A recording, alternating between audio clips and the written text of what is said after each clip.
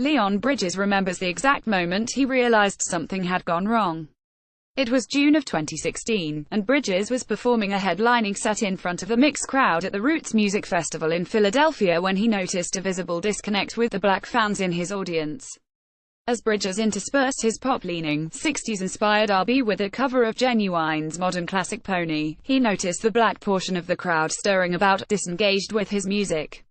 "It was definitely shocking to me, to not be able to connect with my own people," he said to The Guardian. That experience, which inspired Bridges to pursue a more contemporary sound on his recently released follow-up album Good Thing, was a culmination of the year-long struggle the singer faced since releasing his retro debut Coming Home in 2015. As soon as he became recognized, he was inundated with reductive categorizations of his music, skepticism surrounding his influences and criticism regarding the racial makeup of both his band and audience. "People took me as some kind of Sam Cooke retro prodigy, and that wasn't what it was about. I wanted to tell my story through that sound," says the singer, who, despite having a soft-spoken, crooning voice, says he was consistently compared to more emotive soul-shouting contemporaries like Sharon Jones and Paul Janeway. "As much as I love those guys, it was annoying when people would try to say I wasn't living up to that kind of music. I associate myself more with Willie Nelson or Townes Van Zandt than with Otis Redding." A decade after the last wave of soul revivalism with the rise of Amy Winehouse and Daptone Records, classic soul and southern R&B sounds have become newly, if more subtly, omnipresent, from pop to Americana. The production and aesthetics of retro soul have become an atomic part of production in main music, says Oliver Wang, whose work has chronicled the ways in which Daptone-era retro soul was specifically marketed towards white taste-making audiences. But what's happened in the 10 years since Amy Winehouse and Sharon Jones is that it's become much more normalized. Meshell and Gio Cello, race relations right now are bringing a lot of things to the surface. Photograph, Charlie Gross. The tension is now between white artists who are free to effortlessly latch onto, and later discard, the newly commercial sounds of Southern soul and R&B, and historically minded artists of color who don't receive the same freedom to cycle between their own set of stylistic influences. There's a difference between someone referencing another artist and someone being like, "Let's change a few chords so we don't get sued," says soul and R&B singer Meshell and Gio Cello. The situation is most fraught for young artists of color drawing from classic soul and R&B traditions, who can struggle to navigate the preconceptions and prejudices of the main music industry. While each artist interviewed for this piece stressed a musician's typical reluctance to have their music limited by genre, every artist of color described deep-seated, racially loaded, creatively stifling assumptions that pressure them to prescribe to the few models of traditionally leaning black music. Like Bridges, Cam Franklin, lead singer of the Houston-based Gulf Coast soul collective The Suffers, said that early in her career she was so constantly compared to retro soul paragon Sharon Jones that her band felt obliged to try to get signed by her label Daptone Records, despite having little in common with her James Brown-inspired soul-funk.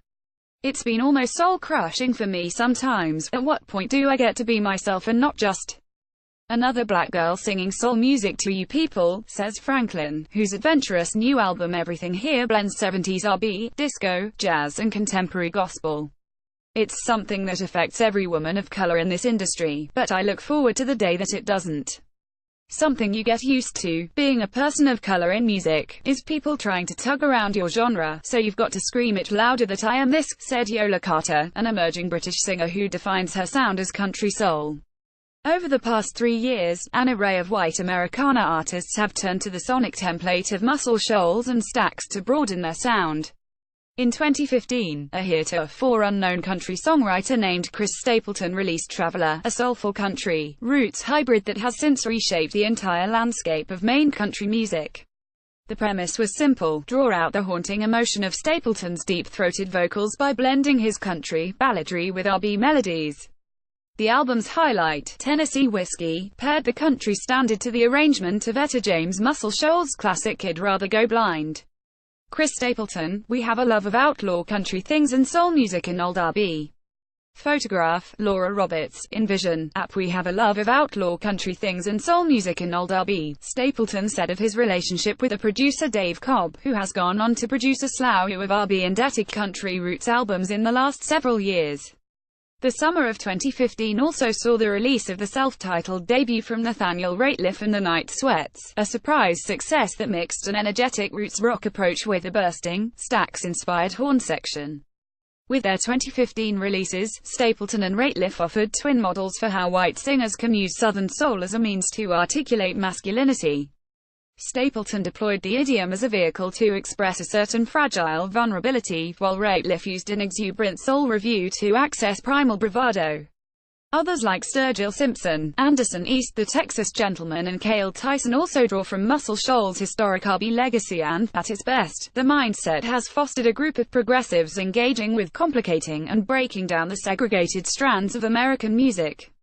People tend to think of music in genres that are bounded, but if you start to think about rhythm, you start to see all kinds of connections between Augustus Pablo, Waylon Jennings and Ann Peebles, says MC Taylor, lead singer of the North Carolina hybrid roots outfit His Golden Messenger. The deeper conversation is about how rhythm works and what ingredients comprise American rhythm. Sometimes when we see bands that seem to be aping soul and R&B from the 60s and 70s, I often feel like they haven't got into that deeper conversation yet. Other artists, like Nicole Atkins and Courtney Marie Andrews, have tasty negotiated soul and R&B influences on recent albums. Goodnight Rondalee and May Your Kindness Remain, careful not to cross over into overt revivalism. I tried not to have too much straight throwback soul, because let's be frank, I'm not a soul artist, and I don't intend to be, says Andrews, who rejected a song from her new album because it sounded too retro. The decision to make my own kind of soul music just came from me getting older and having more experience, says Atkins. This is what my life now sounds like. But while white artists can be thoughtful, the reality for young artists of color, struggling to overcome the racially coded expectations that accompany genre, remains more stark than ever. We were made out to be a retro, cute band. I found it frustrating, Brittany Howard, frontwoman for the band Alabama Shakes, told an interviewer in 2015. They had this picture of us and this little box they put us in. Leon Bridges at Coachella Music Festival in April 2018. Photograph, Scott Dudelson, Getty Images for Coachella of his white, soul-influenced contemporaries. Bridges says they would have the same expectations that black artists would be confronted with questions about race. Indeed, Americana's well-intentioned project of desegregating American roots genres continues to be largely done by its leading, commercially viable white male troubadours. One of those troubadours is Anderson East, a fast-rising country soul singer whose music is steeped in the transformational gospel that East traces back to his Southern Baptist upbringing. He speaks of the emotion you get from singing along with the choir in church, of getting away from yourself and having a bigger sense of self. East is a more complicated artist than his Muscle Shoals signifying records might suggest. He is a reverent soul singer steeped in Southern gospel and R&B traditions who is nonetheless uninterested in rigid notions of authenticity. On his new album, Encore, which gives rural, Southern gospel a pop-leaning sensibility, East worked with everyone from Ed Sheeran to Avicii. He is well aware of the complex questions that surround his role as white male performing Southern soul, and he is admirably honest about having not yet resolved them. Maybe it's because I'm a blonde-headed white dude from Alabama, but I think it's just music from the heart and it doesn't have to be associated so directly. He switches tack. It's a very delicate thing. I definitely understand the lineage of American Southern music and it's one that I revere and respect, and mainly, I'm just a lover of it. It's a worthwhile topic to investigate and I'm just here to continue to think about it.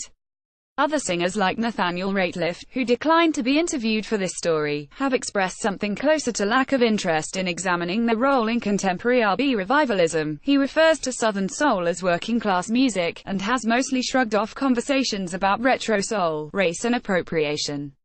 Questions about appropriation have, of course, been asked since the dawn of American popular music, from 1920s minstrelsy to 50s rock and roll to 90s hip-hop. But race relations right now are bringing a lot of things to the surface, says Inda Giocello. No one's asking white people these questions. No one's asking Justin Timberlake, and I'm like, let's go there, because Justin Timberlake makes black music. The idea that soul music is born of an innate feeling, or a deeper emotional connection rather than a specific set of artistic, rhythmic and melodic practices, remains a pernicious one, and allows contemporary singers drawing from the genre to genuflect on the music's supposed essence while disregarding its complicated historical legacy. Meanwhile, the inherent structure of ing services, which valorize certain genres and moods on their playlists, can lead to a sort of Spotify soul with easily identifiable retro signifiers like horn sections and bellowing, emotive vocals. In an era of shorter attention spans, there's a greater need for surface-level signifiers that are less and less nuanced, says JT Nero, one half of the Roots duo Birds of Chicago. During the recording of their new album, Franklin found herself trying to avoid those very signifiers. The band was playing a riff, they were trying to make it funky sounding, and it was irritating the out of me and I couldn't figure out why, she says. Eventually I look at my band and was like, I love you all, but this sounds like when a white person listens to a soul record for the first time. The Suffers continued to work on the song, You Only Call, eventually coming up with something that the entire band agreed was a definite improvement. All it took, she says, was using a slightly different guitar tone.